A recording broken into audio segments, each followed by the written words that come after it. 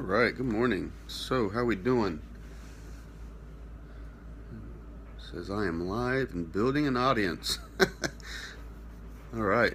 So, hope you guys are having a good morning. It is February the 16th, 2017. We are halfway through February, and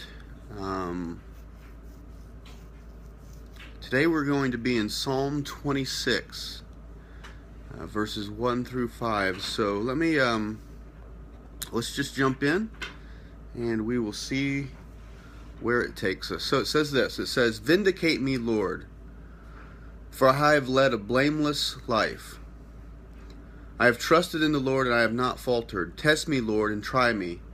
Examine my heart and my mind, for I have always been mindful of your unfailing love and have lived in reliance, on your faithfulness. I do not sit with the deceitful, nor do I associate with hypocrites. I abhor the assembly of evildoers and refuse to sit with the wicked." And so here we have again David just offering another prayer to God. And in this prayer he's asking for God to vindicate him, or for God to declare his innocence. And so a couple things that kind of jumped out at me from the beginning of this psalm. The first thing that jumps out is that David, he says, "Vindicate me," or "Declare me innocent, Lord, for I have led a blameless life." Now, when David says that he's led a blameless life, he's not saying that he's led a sinless life. Obviously, as we've studied David so far within his prayers of the Psalms, we notice that there are moments in his life where he messes things up. There are moments where he breaks the commandments. He finds himself out of right relationship with God. But David is always quick to repent. He's always quick to ask for forgiveness. So what is he talking about here? That he's led a blameless life. Another way that it's translated is it says that I have walked in my integrity. That he always tries to keep his heart clean, moving towards where God's calling him to. And obviously we're going to make mistakes, but for him, he's always trying to walk in his integrity, the best he knows how, the best he can when it comes to being faithful to what God is doing and what God's calling him to do. And so the context of this psalm, because I had a professor, Dr. Stephen Robbins, who used to always say that meaning is always context dependent. The context of this psalm is that David is feeling the pressures of being the king. That with being a leader, there are accusations, there are false accusations, there are pressures, there are opportunities for him to try to gain personal gain, personal power. And yet, instead of falling into those traps, he's tried to stay the course of leading the people of God from a faithful place.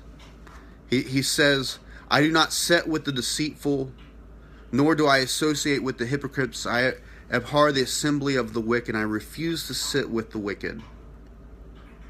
And so for David, he's not trying to take a bribe. He's not falling to the false accusations that come with leadership. He is simply trying to walk in his integrity, being faithful to God. And the way this connects to our lives is, regardless of our positions, we're always going to face false accusations. We are always going to face temptations. We're always going to face opportunities to promote ourselves or to gain power. And what do we do in those moments? We're always being accused. That's the devil's game. Is he's always accusing us. And so how do we connect to that? David, in this passage, the thing that he does when he's being falsely accused, when people are trying to bribe him, when people are perhaps judging him, is instead of trying to defend himself or instead of trying to justify his own actions, he asks the Lord to declare him innocent. At the end of the day, the only opinion that matters to David is God's opinion. That he's not worried about what other people are thinking about him, what they're saying. He's not perhaps even worried about what he thinks about himself. Even Paul talks like that in 1 Corinthians. In 1 Corinthians 4 it says that I care very little if I am judged by you or by any human court. Indeed, I do not even judge myself. And then in verse 5 he says, therefore judge nothing before the appointed time, and wait until the Lord comes. He will bring to light what is hidden in darkness, and will expose the motives of the heart. And at that time each will receive their praise from God. And so when we're feeling the pressures of life, when perhaps people are suspicious of us, or perhaps they question our motives, or perhaps they accuse us, the way that we hold on is we followed the example of David here, understanding that we simply need to walk in our own integrity, in the sense that we just got to be faithful to God, and that we can't be dependent on the opinions of other people, but the only opinion that matters at the end of the day is what God thinks about us. There's a great quote I found by a pastor named Bill Johnson. He says, if I don't live by the praises of men, then I won't die by their criticisms.